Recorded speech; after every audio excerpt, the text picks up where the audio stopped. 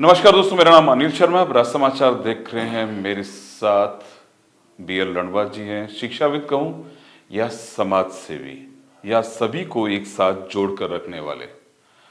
Sir, आपका राज समाचार में बहुत बहुत स्वागत है। Thank you. सर, आप एजुकेशन में भी एक आपने मुकाम बना लिया, लेकिन अचानक सोशल मीडिया पे आपका मैंने देखा कि चल रहा है कि आप पॉलिटिक्स की तरफ जा रहे हैं।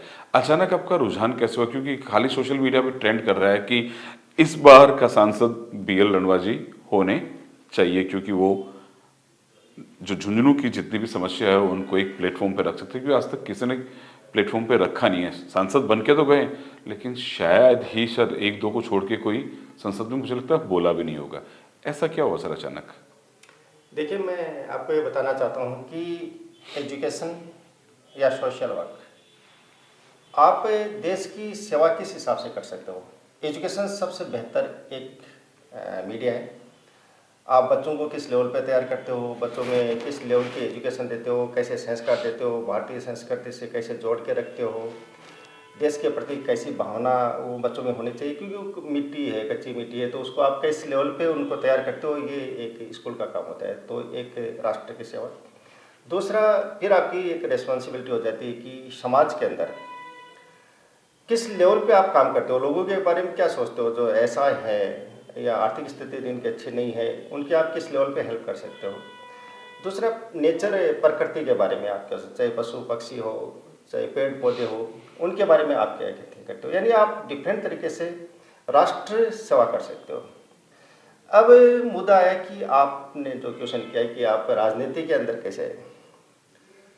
राजनीति, पहली बात तो जो आजकल जो पॉलिटिक्स चल रही है वो मुद्दों की पॉलिटिक्स है। ये नहीं है कि जो पहले वाली स्थिति नहीं है कि आप एक परिवार का नेता बन गया, उसका बेटा भी नेता है, उसका पोता भी नेता आ गया, ये वाली नेता नहीं है।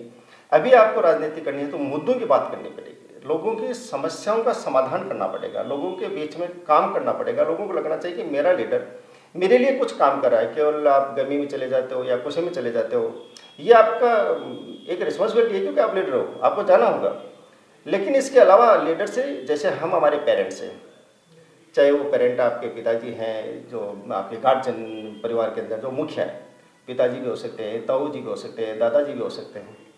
उससे आपकी अपेक्षा, परिवार की अपेक्षा यही नहीं कि वो उनको हर दिन साथ रहें, बातचीत करें। उनकी जिम्मेवारी कि जब भी कोई काम हो तो ये मामला पूरा मेरा परिवार का मुखिया संभालेंगे। तो लीडर को मुखिया माना जाता है। तो लीडर उनके सुख दुख के साथ साथ उनकी समस्याओं के लिए क्या समाधान करते हैं, उनके लिए क्या आगे बढ़ने के लिए क्या उपाय लेके आते हैं, क्या कारण कैसे पैदा करते हैं, जिससे वहाँ के आसपास के लोग खुशहाल हों, आगे बढ़े, राष्ट्र प्रेम उनमें जागृत हो। सर, जब आपको अगर भाजपा सरकार मौका देती है, क्योंकि सबसे बड़ी बात सवाल यही आता है कि झुंझुनू सांसद कई आए, कुछ बोले, कोई तो बोले नहीं। सर, झुंझुनू के लेके आपका बेसिकली विजन क्या रहेगा? देखिए, इसके बारे में मैं आपको निश्चित रूप से बताऊंगा कि सोच क्या है और मैं किस लिए राजनीति में आना चाहता हूँ। पहले तो मैं एक कारण बताता हूँ कि मेरा राजनीति में आने का कारण क्या है। मैं generally 9th 10th 11th 12th बच्चों के साथ मेरी क्लासेज होती है और मैं बच्चों को वैल्यूज पे चर्चा करता हूँ, आचरण पे चर्चा करता हूँ, भारतीय संस्कृति के बारे में चर्चा करता हूँ और उनको बोलता हूँ कि बेटा, केवल डॉक्टर या आपको इंजीनियर या और IAS या सिविल सर्विसेज के अलावा भी बहुत फील्ड है, राजनीति भी एक फील्ड है, आपको उसमें भी आना चाहिए, क्योंकि वहाँ बच्चों की आवश्यकता है, नए जोश की आवश्यकता है और अच्छे लोगों की आवश्यकता है वहाँ पे। तो ऐसे ही एक बच्चे ने खड़े होकर बोल दिया मेरे को कि सर, अगर इतना ही अच्छा फील्ड है तो आप क्यों नहीं चले जाते हो।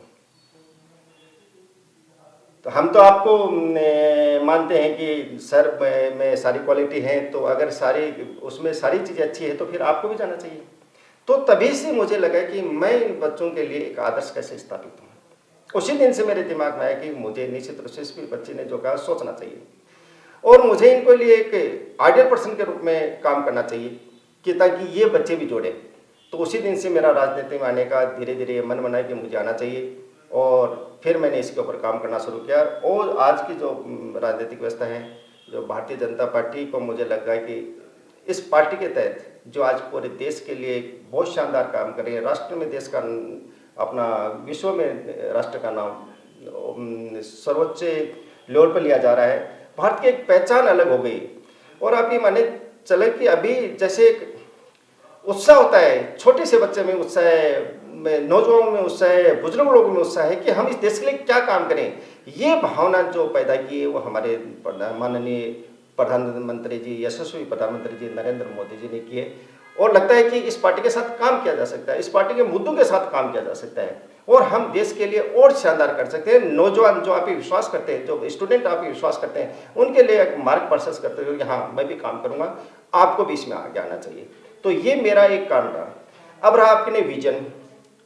तो पहले तो मैं आपको बता दूं कि राजनीति में नीति होनी चाहिए और राजनीतिक व्यक्तित्व में नैतिकता होनी चाहिए। अगर ये चीज़ आप में दोनों है तो निश्चित रूप से एक बेहतर आपका तरीका है देश की सेवा करने का। और अगर ये दोनों चीज़ें नहीं है तो मुझे नहीं लगता आपको नहीं जाना चाहिए, क्योंकि आप अननेसेसरी नुकसान पहुंचाएंगे। तो ये एक कारण है। नंबर दूसरी, विजन। झुंझुनू जिले में आज पूरी रिक्तता है। किसी भी लेवल पे मुझे नहीं लगता है कि बेहतर काम हुआ इस लेवल पे। आज चाहे टूरिज्म का मामला देख लो, सोलर सिस्टम का देख लो, अगर एनर्जी में जब और जगह लग सकता है तो झुंझुनू में क्यों नहीं लग सकता। आप ये देखो कि हमारा एट में हम कितने जुड़ाव कर सकते हैं, रेलवे नेटवर्क कितना हो सकता है, रोड की क्या स्थिति और बेहतर तरीके से कर सकती है। पानी आज हमारे पास में जो राजस्थान सरकार है और हमारे जो केंद्र सरकार है मिलकर हमारे को एक बहुत ही शेखावटी वास्ते बहुत बड़ी प्रॉब्लम थी पानी पीने की। तो इसके लिए मैं आभार प्रकट करना चाहूँगा कि हमारे मुख्यमंत्री महोदय का और सेंट्रल गवर्नमेंट का। तो उन्होंने आज पानी की व्यवस्था बहुत शानदार, इस पानी जैसे आज पानी पीने के लिए है, लेकिन खेतों में अभी कमी है, तो उसको लिए पानी को सिंचाई का पानी और कैसे मिले। तो सोलर सिस्टम, सिंचाई की बेहतर व्यवस्था और टूरिज्म की व्यवस्था और air connectivity, road connectivity, railway connectivity, ये किस लेवल पर हो। दूसरा, हमारा जो वहाँ का जो कल्चर है, जो शेखावटी का कल्चर है, उसको कैसे डेवलप किया जाए, इसके ऊपर एक बेहतर काम किया जा सकता है। नंबर जो और जो कारण है, जैसे मैंने पहले भी बोला था, हमारे जो परमवीर चक्र विजेता है जो पीरू सिंह जी, उनका वहाँ आज तक स्मृति स्थल बहुत ज़्यादा विकसित नहीं हुआ, कोई काम नहीं हुआ, उस पर हमें और काम करना चाहिए ताकि वो एक हमारा न एक ऐतिहासिक स्थल हो, बल्कि बच्चों को देश के प्रति भावना ओतप्रोत हो वहाँ आए तो, और वहाँ एक सामाजिक, उससे सामाजिक समरसता पैदा होगी, प्लस एक आर्थिक उन्नति का भी वो कारण बन सकते हैं। तो ये चीज़ें निश्चित रूप से अगर हम झुंझुनू के लिए करें। नंबर दूसरा, वहाँ बहुत धनाढ़ सेठ हैं जिनकी बदौलत आज एजुकेशन में राजस्थान में झुंझुनू गांव और शहर इक्वल है। अगर आप देखोगे कि वहाँ गांवों की स्थिति भी इतनी बेहतर है, शहरों की स्थिति भी एजुकेशन बहुत बेहतर है। इसका कारण है हमारे जो भी धनाढ़ सेठ थे, उन्होंने स्कूल बहुत टाइम पहले स्कूल बनाई थी। बिरला जी के बारे में तो ये कहा जाता है कि वो गांव में जाते थे और झोले फैलाते थे कि आपका बच्चा बच्ची मुझे दो, मैं उनको पढ़ाने के लिए आया हूँ। तो ये एजुकेशन की व्यवस्था उन्होंने उस टाइम की थी। आज विश्व में उनका नाम है, देश में नाम है, लेकिन झुंझुनू जिले में वहाँ कम कुछ भी उद्योग धंधे नहीं बन पाए। तो मुझे लगता है कि अगर मेरे को मौका मिला तो मैं वहाँ जाऊँ, उनसे मिलूँ, उनसे अपील करूँ और कोशिश करूँ कि उनको वापिस झुंझुनू की अपनी मिट्टी से जोड़ने की वहाँ उद्योग धंधे स्थापित करें ताकि लोगों को रोजगार मिले और लोकल लोगों को रोजगार दें वहाँ पे। तो निश्चित रूप से जब हम खेती में, हमारे प्रगतिशील किसान हैं, खेती शानदार होगी, सोलर ऊर्जा शानदार होगी, कनेक्टिविटी जो एयर की हो, चाहे रोड की हो, चाहे रेलवे की हो, शानदार होगी, टूरिज्म शानदार होगा। तो मुझे नहीं लगता है कि वहाँ डेवलपमेंट की कोई कम चांस होंगे। बहुत शानदार डेवलप, हमारा झुंझुनू जिला बहुत शानदार डेवलप हो सकता है। सबसे बड़ी बात है कि BL रणवा जी ने कहा कि रोजगार सबसे ज़्यादा ज़रूरत होती है, रोजगार की बात कर। सर एक चीज़ हो रहा है, आपने एक दिन याद आई थी, सैनिकों के लिए आपके दिमाग में गया, क्योंकि आपने जैसे पीरू सिंह जी के यहाँ गए सर, नेता आते हैं लेकिन जो होती है सर, मैं नहीं बोलूँ किसी का नाम भी, कई नेता आते हैं, शहीद के यहाँ जाना चाहिए सर। पीरू सिंह सर्किल की आपने हालत कही, वाकई ख़राब है सर। सैनिकों के लिए आपके मन में क्या है, क्योंकि झुंझुनू कहते तो सैनिकों का कहते हैं कि एक गढ़ है, यहाँ से हर घर से सैनिक निकलते हैं। देखिए, पहली बात तो बता दूं कि जो सरकार, जो केंद्र सरकार है हमारी, उन्होंने सैनिकों के लिए जो एक बेहतर, बहुत ही शानदार एक समान पेंशन, समान रैंक समान पेंशन है ना, हाँ। ये बहुत ही शानदार एक व्यवस्था की है। तो इसके लिए मैं हमारे माननीय प्रधानमंत्री जी को धन्यवाद देना चाहूँगा कि उन्होंने इस लेवल पे ये योजना शुरू की, वन रैंक वन पेंशन। तो मुझे लगता है कि ये सारे सैनिकों के बड़े बहुत ही गर्व और उनके लिए लगता है कि हाँ, हम इसके योग्य थे और हमारे को मिला।